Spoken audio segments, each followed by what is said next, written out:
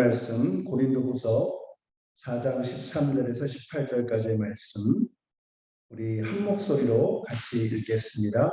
기록된 바 내가 믿었으므로 말하였다 한 것 같이 우리가 같은 믿음의 마음을 가졌으니 우리도 믿었으므로 또한 말하노라. 주 예수를 다시 살리시니가 예수와 함께 우리도 다시 살리사 너희와 함께 그 앞에 서게 하실 줄을 아노라. 이는 모든 것이 너희를 위함이니 많은 사람의 감사로 말미암아 은혜가 더하여 넘쳐서 하나님께 영광을 돌리게 하려 함이라. 그러므로 우리가 낙심하지 아니하노니 우리의 겉사람은 낡아지나 우리의 속사람은 날로 새로워지도다. 우리가 잠시 받는 환난에 경한 것이 지극히 크고 영원한 영광에 중한 것을 우리에게 이루게 하느니 우리가 주목하는 것은 보이는 것이 아니요 보이지 않는 것이니 보이는 것은 잠깐이요 보이지 않는 것은 영원하니라. 아멘. 네, 사도 바울에게는 대적이 많았습니다. 그것은 바울이 베드로가 아니었기 때문이죠. 이게 무슨 말이냐? 베드로는 시비를 걸 사람이 없습니다. 베드로이기 때문이죠. 예수님의 수제자에게 감히 누가 시비를 걸 수 있었겠습니까? 그러나 바울은 달랐습니다. 교회를 핍박했던 그의 전력 때문에 그는 끊임없이 의심을 받았습니다. 그렇다고 그가 또 뭐 호감형도 아니죠. 아볼로 같은 달변가도 아니고 또 같은 집안의 몸짱 얼짱이었던 사울형하고도 이름은 같은데 생긴 건 너무 달랐죠. 겉모양을 따지는 사람들 앞에서 바울은 사실 보여줄 게 없었던 것입니다. 자, 그런데 바울이 그런 수모와 의심을 받으면서도 멈추지 않았던 이유가 뭐냐? 13절에 보니까 기록된 바 내가 믿었으므로 말하였다 한 것 같이 우리가 같은 믿음의 마음을 가졌으니 우리도 믿었으므로 또한 말하노라 이렇게 말씀하고 있습니다. 자, 이게 무슨 말이냐? 예수를 믿으면 할 말이 생기는 것입니다. 말수가 극도로 없으신 한 성도님이 계셨습니다. 이분은 정말 말하는 것을 굉장히 부담스러워 하셨어요. 근데 이분이 예수님을 영접하고 또 세례를 받고 또 시간이 지나서 소그룹 리더, 우리로 치면 이제 목자 같은 것이 되니까 그때부터는 이 말수가 늘고 또 말도 참 잘하는 겁니다. 저도 깜짝 놀랐습니다. 거기다가 그냥 뭐 주책 없이 말만 많이 하는 것이 아니고 정말 조리 있게 꼭 필요한 때에 이렇게 말을 참 잘하는 것을 보았습니다. 그리고 다른 사람의 말도 또 잘 들어주는 것을 보았습니다. 그러면서 모임을 정말 잘 이끌어가는 것입니다. 그래서 그분께 말씀드렸죠. 요즘에 표정도 달라지시고 말씀하는 것도 참 잘하십니다. 그랬더니 이분이 하시는 말씀이 예수님에 대해서 자꾸 얘기를 하고 싶다는 그때 알았습니다. 예수를 믿으면 할 말이 생기는 것이구나. 저는 여러분에게도 하고 싶은 말이 많이 생기게 되시기를 바랍니다. 그러니까 예수님이 내 안에 들어오셔서 내 생각에 또 내 마음에 내 인생의 중심이 되어주시면 하고 싶은 말이 생기는 것입니다. 할 말이 생겨나게 되는 것이죠. 잘 들어주시고 또 해야 할 말을 적절하게 하는 그런 분들이 되시기를 바랍니다. 그러니까 예수님이 들어오시면 할 말이 생긴다라는 거죠. 자, 그런데 바울이 뭘 말하고 싶었던 것이냐? 14절을 보세요.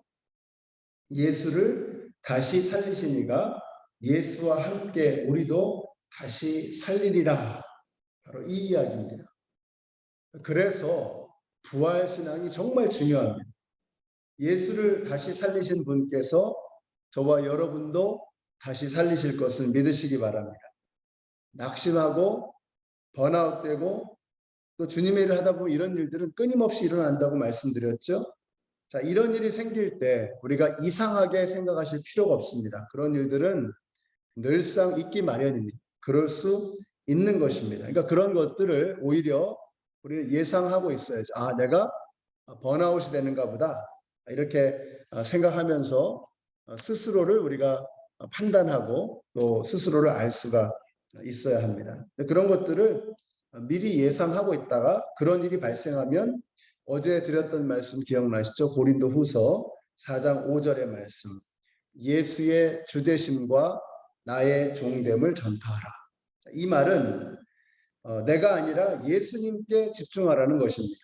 오늘 이 말씀도 마찬가지죠. 나의 감정과 나의 기분에 너무 매몰되지 말라는 것입니다. 그리고 뭘 바라보라는 거예요? 예수가 부활하셨다 이겁니다. 무덤에 있으셨던 예수님이 부활하셨다. 끝난 줄 알았는데 끝난 게 아니더라. 이걸 말씀하고 있는 것입니다. 그러니까 나도 예수와 함께 부활하리라. 이런 소망이 생기는 것입니다. 그러니까 부활하신 예수 그리스도를 바라보게 되는 거죠. 예수가 다시 살아나셨으니 나도 다시 살아날 것이다. 죽었다가도 다시 살아날 것이다. 예수를 살리신 분이 나와 또 우리 가정과 우리의 삶을 새롭게 하실 것이다. 이걸 믿는 것입니다. 그래서 오늘 저와 여러분이 부활하신 예수 그리스도를 생각하시면서 다시 새로운 시작을 하실 수 있는 우리 모두가 되시기를 바랍니다. 그래서 16절에서 이렇게 말씀하는 것입니다. 우리 16절 같이 읽겠습니다. 시작. 그러므로 우리가 낙심하지 아니하노니 우리의 겉사람은 낡아지나 우리의 속사람은 날로 새로워지도다. 아멘이십니까? 여러분, 바울은 겉사람에 관해서는 자신이 없는 사람입니다. 그러니까 겉으로 드러나는 외모 이런 것들 말이죠. 그러나 그는 속사람이 너무나 멋지고 너무나 분명하고 너무 자신감이 있는 거죠. 왜요? 자기 안에 예수가 있기 때문에. 그리고 이게 정말로 멋있는 사람입니다. 여러분, 겉사람이 멋있는 게 아니고요. 속사람이 멋있는 게 멋있는 겁니다. 속사람이 생명력이 넘치는 사람. 이게 바울의 모습이었죠. 우리 교회에는 이 속사람이 멋있는 분들이 참 많으십니다. 열정이 대단하신 분들이 참 많이 계세요. 생각이 굉장히 프레시하십니다. 포용력이나 융화력이 스폰지 같으신 그런 분들이 계십니다. 그러니까 이런 분들이 어떻게 이렇게 멋진 속사람의 모습을 가질 수 있게 되었을까?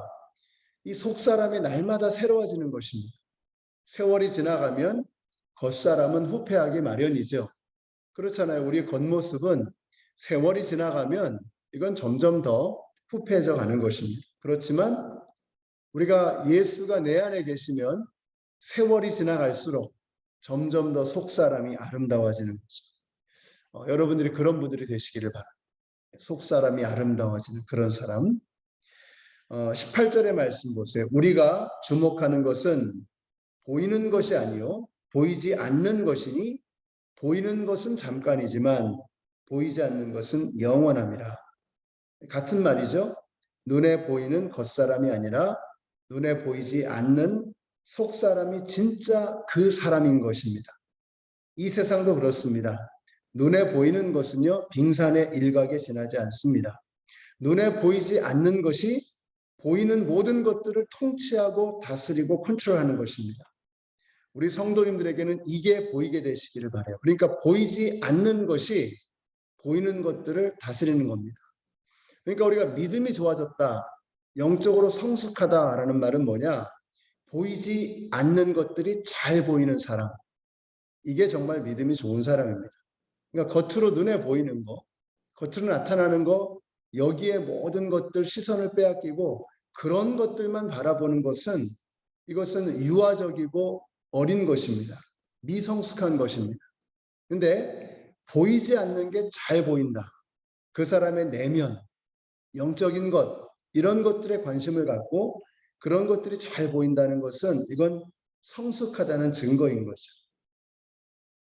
그래서 보이는 것에 주목하기 시작하면 우리가 주님의 일을 할 수가 없습니다. 우리 주님의 일을 하는 사람들, 주님의 사역자들은 보이지 않는 것들을 잘 볼 수 있어야 됩니다. 그래야 주님의 일을 잘할 수 있어요. 야고보서에 그런 말씀이 나오잖아요. 겉으로 금가락지를 끼고 좋은 옷을 입고 머세데스를 타고 좋은 차를 타고 그런 사람이 오면 어서 옵쇼 하고 또 남루한 옷에 낡은 차를 타고 오면 교회에서 아무런 관심도 갖지 않고 그러면 안 된다라고 말씀하고 있잖아요. 왜 그래요? 보이는 것이 생각을 사로잡기 때문에 그러는 것입니다. 그러나 예수님은 그렇게 하신 적이 없었어요. 예수님은 보이는 것에 감동을 받는 분이 아니셨습니다. 보이지 않는 것에 항상 관심을 가지셨고 보이지 않는 것 때문에 감동을 받으셨어요. 과부의 두 렛돈을 귀하게 여기시는 우리 주님이십니다. 어린 아이를 소중하게 여기는 우리 주님이십니다. 꼴찌된 자들을 최고로 여겨주시는 분이 우리 주님이십니다. 우리 성도님들이 이런 예수님의 모습을 담게 되시기를 바라요. 그래서 믿음이 성숙하다. 어떤 사람이 믿음이 성숙한 사람일까? 뭘 보면 아냐면 그 사람이 보이지 않는 것을 볼 줄 아는가?